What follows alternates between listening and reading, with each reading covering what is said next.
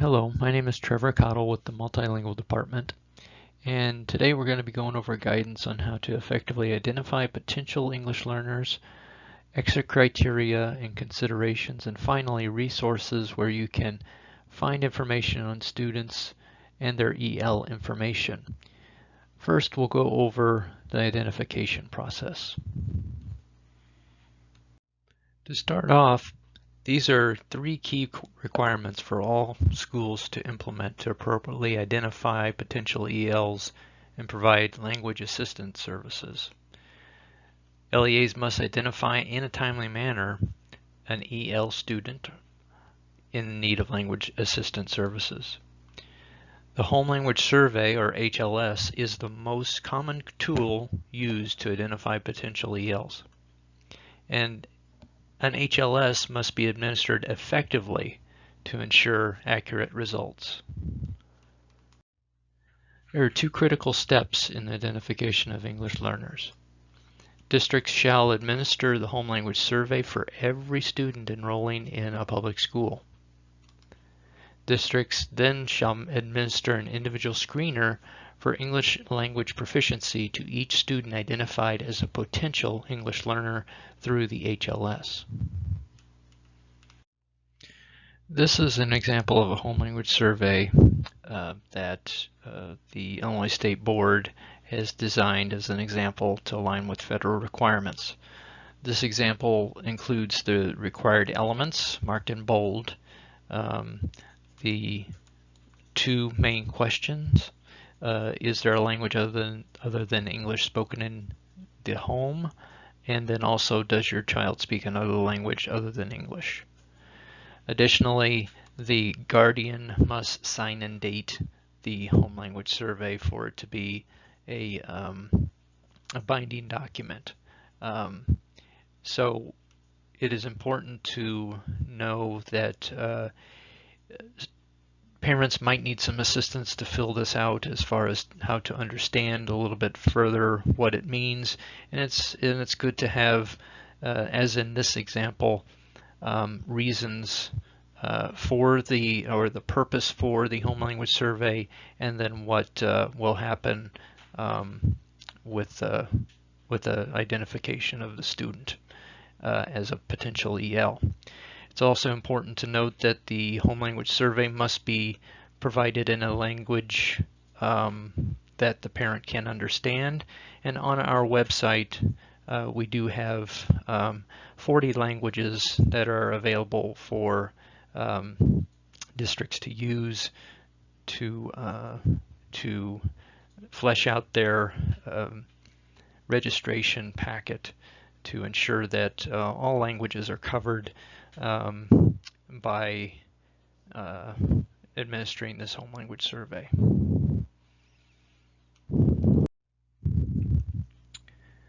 Based upon the response of the home language survey, if the answer to either question is yes, the child is a potential EL and is screened for EL services using the prescribed screening instrument provided by the Illinois State Board of Education. If the answer is no to both questions, the child is not a potential EL and is not screened for EL services. Please note that for potential ELs, screening of English language proficiency, placement in EL services, depending on the screening results, and notification to the parents must happen within 30 days at the beginning of the school year or 14 days after enrollment in a bilingual program during the school year.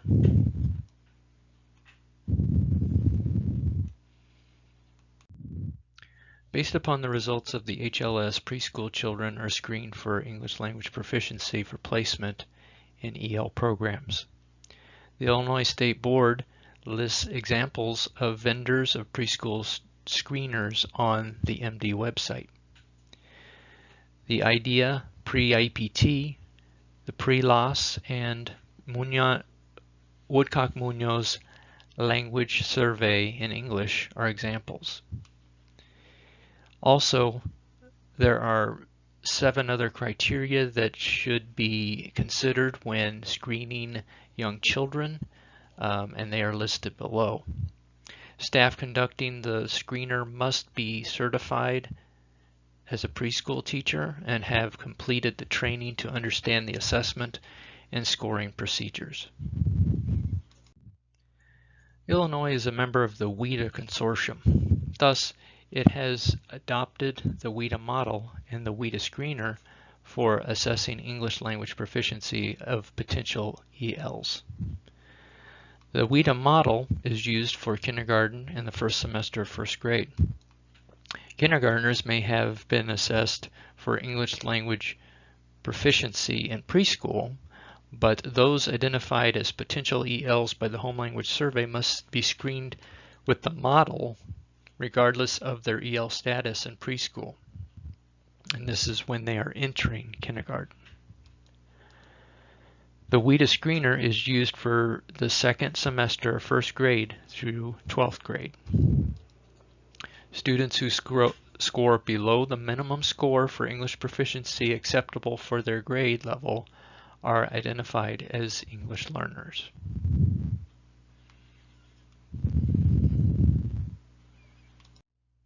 To administer any of the prescribed screeners that are advocated by ISB, you must be a licensed instructional or non-instructional personnel. You must hold a professional educational license or educator license with stipulations such as a teacher who has become certified as a transitional bilingual educator through the ELS method. And teachers must complete the required training from vendors from the online training for those preschool examples that we gave earlier in the slide. And then also they must complete the training for the WIDA screener and or the access modules. The district test coordinators may set up the WIDA accounts or contact ISBE for first-time coordinators. In some instances, new students should not be screened for English language proficiency, even if the Home Language Survey indicates that a language other than English is spoken at home. Students should not need to be screened for ELP if one of the following is true. First one is if there's an access score available from the previous school year. These results must be used to determine the student's ELP and placement. This includes access for ELL's results from tests taken here in Illinois or another WIDA state. Also, if screening results from within the past 12 months are available, then these results may be applied to a student's ELP and their placement. And the student doesn't need to be screened. The third instance is the student meets ELP. They meet it based upon Illinois' definition of proficiency on a screener or on the access for ELLs. If they meet proficiency, the student is no longer considered an EL and does not need EL services. Therefore, they do not need to be screened. The last one is Illinois Administrative Code 228.15, Section E, Part 1C, and we'll go to the next slide on that one. This exception is if all of these criteria are met, then the student does not need to be screened. If they resided in a home where there's a language other than English, in other words, if the HLS indicates that they have another language spoken in the home, the student was not identified as an English learner in the previous district, and the student did not receive EL services in the last school year, and if the student met or exceeded in state standards in reading, math on the most recent state assessment or on a nationally normed assessment. As mentioned before, Illinois is part of the WIDA consortium. The WIDA consortium is made up of 41 WIDA member states, 2 territories, and 2 federal agencies.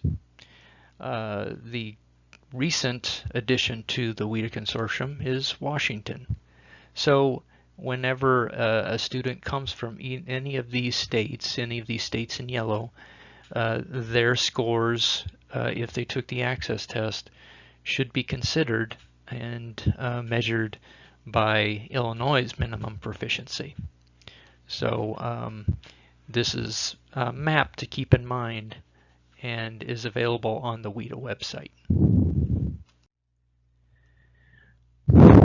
When screening results indicate that a student is an English learner, the school must place the student in a program for English learners, either a transitional bilingual education program or a transitional program of instruction. The district must send the family a written notification of this placement, and you can find more details of this requirement of the screening process in the administrative code. It's also important that if a student meets ELP criteria on the screener, EL services or programming is not required, and the parent should be informed of these screening results as well.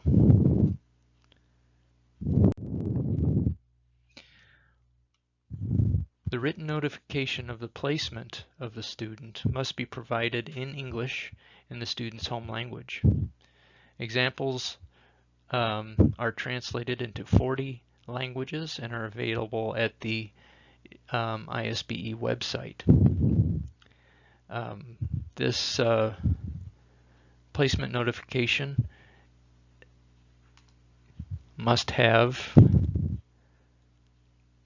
information in the student's home language and English. It is sent to the home within 30 days of the beginning of school or within 14 days after enrollment in the program. It must explain how the EL program will support the student, and also it's indicated on there that the parents have the right to withdraw the student from the program or choose a different EL service if offered. The exit criteria for reclassification is basically if the student reaches a 4.8 in the composite of their access, that is all of the 4 domains come up to equal a 4.8, then they are considered proficient. After that, SIS will automatically update the student's EL information to EL No, and this will last for 1 year. The student will be a former EL in the SIS report. It is very important that local districts must update their student management platform to reflect the student is no longer EL. If not, the student could roll back into EL the next year or after a year because the EL indicator was switched to EL No. And if the district fails to also put EL No in their system, the student might be brought back into testing again. So be mindful of that. Also, something to consider: if the student takes the access test and they have been in for 2 years or 1 year in program, it's important to consider and adhere to this rule that's found in the administrative code. That student achieves a 4.8 or higher on access after less than 3 years in program. They must have a parent notification sent to the guardian or parent, indicating the right of the student to complete 3 years of support. And the parent must give permission in writing to transfer the student out of EL programming. If a student remains in program, they receive services but are not included in the count for funding.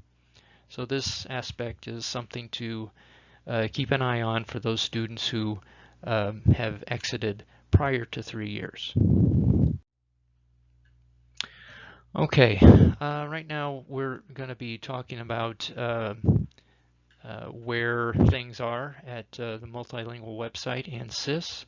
Screener guidance can be found on this page. We have a hot link down here too that you can click on. And this is our web page, and you can go to English Learners Bilingual Education, to that tile, and that will take you to this web page. You click on EL enrollment. Then I'll take you to EL enrollment, to 3 tiles for identification, placement, and assessment. And we're specifically talking about screening here, so you click on identification, and it will take you to this web page that has a bunch of information, has home language surveys in 40 languages, and that will assist you in assembling your registration packets. And also we'll go a little bit further as to where you can find screener information and ELP elements. We'll go to SIS, in IWAS, in reports, and then bilingual, and then we'll look at some reports that are found there that might be helpful to you. We'll also go to reports again, to individual student. This is very helpful if you're trying to locate a score, or if a student is still an EL or has exited.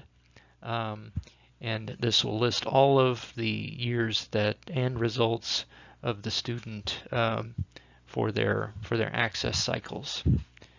And then finally we'll look at the student information or identification number, and we'll look at that site too. So these are 3 areas where you could find information when you do your research on a newly enrolled EL that possibly could have been screened or given the access before. So we'll look at IWAS. You need an IWAS account, and you can get that from your superintendent, and then they can give you permissions to go to the Student Information System, or SIS. So we're here at the opening page. Once you put in your username and password, go to System Listing, and then this screen will pop up. Click Student Information System statewide, and this dashboard will come up. And this is where you'll start to go into reports. And if you want an easy place to enter to find out about the EL screener, you click this hot link here, and it will show you what students have received a screener and which ones need a screener. Next, we're going to go to reports. So when you click on reports, you'll find under student all of these different reports, and we're going to go specifically to reports. Then we'll hit bilingual. And then under bilingual, there's a bunch of reports down here centered around access, around the screener, and also details on programming, on how much money is generated by students, and that sort of thing. But let's look at the screener information. There's the EL screener. Again, that's the same thing that's on the dashboard that we just saw earlier. Also, the access score summary and details. That tells us more specific information about students, and this is by your district. And then also the former EL student report. That is a good indicator if you can't find a student in the access score report. You might want to check in former ELs and see if they've reclassified as a former EL. Okay, another place in reports, you go to individual student report. Now this is very informative. You click on the details part of individual. If you have the student's ID number, you put that in. And then you click the Assessment, Data, and Scores button. Click the PDF report, and then you get a PDF report of the student. It will list the access scores as well as IAR, SAT, and DLM. All of the state assessments can be found on there. And it is their test history basically. So this is a good place to come to do your investigation. And here is where you would find the access information on this page, specifically down below here, where you find the composite and overall proficiency level. Okay, now we're going to go back to the dashboard again, and on the dashboard we'll click Student, and under Student you'll click Search, and then you'll put the student ID in there if you have the student's ID, or you can also find the student using legal last name, legal first name, date of birth, and gender. You need to put those in. It's easier if you have the SID.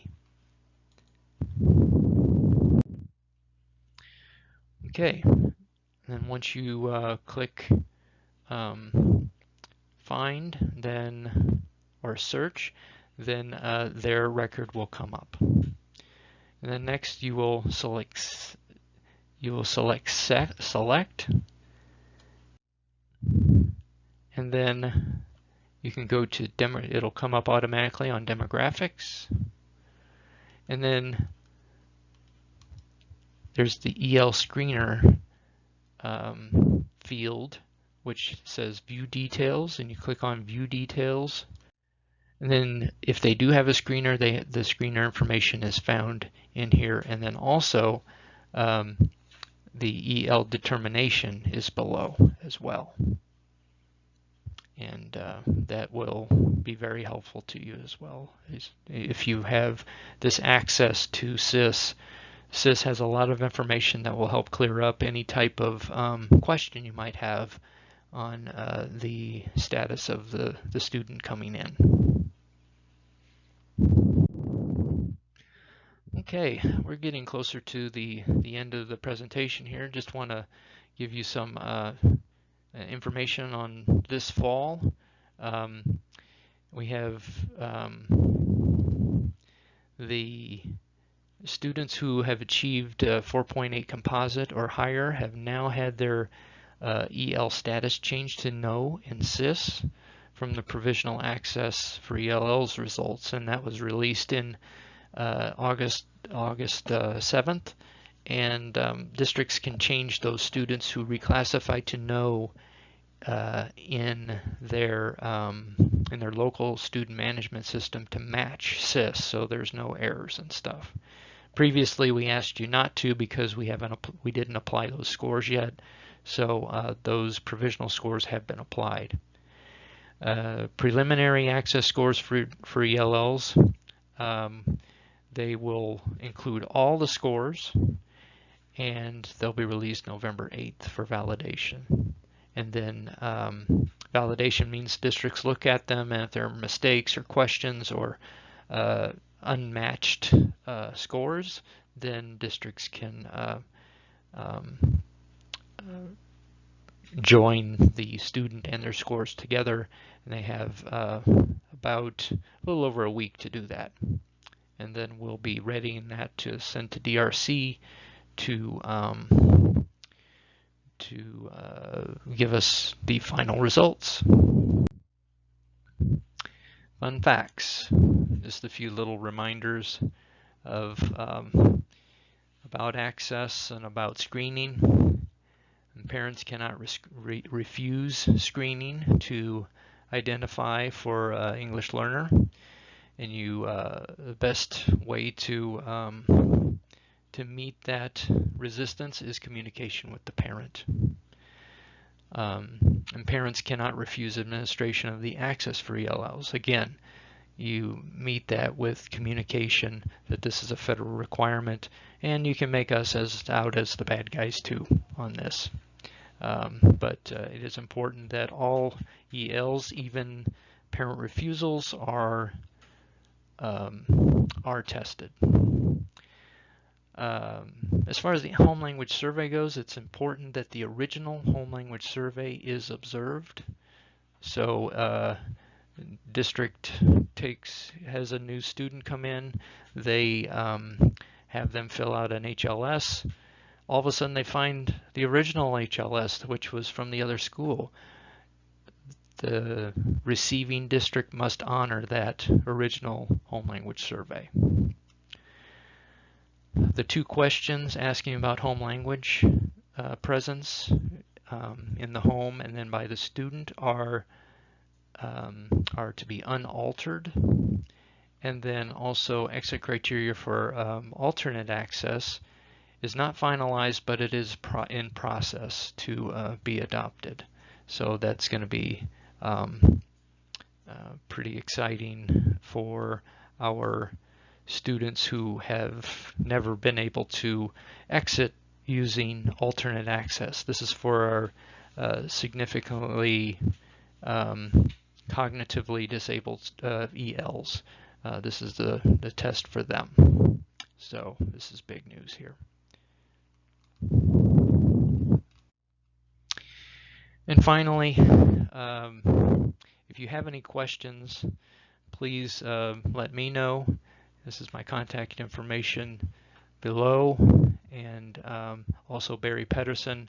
He would be happy to help you with anything access, as he is the coordinator of the access test from the assessment department, and he'll be delivering some information at the bilingual directors meeting. So that's it for me. I hope you have a good bilingual directors meeting, and hope to see you around.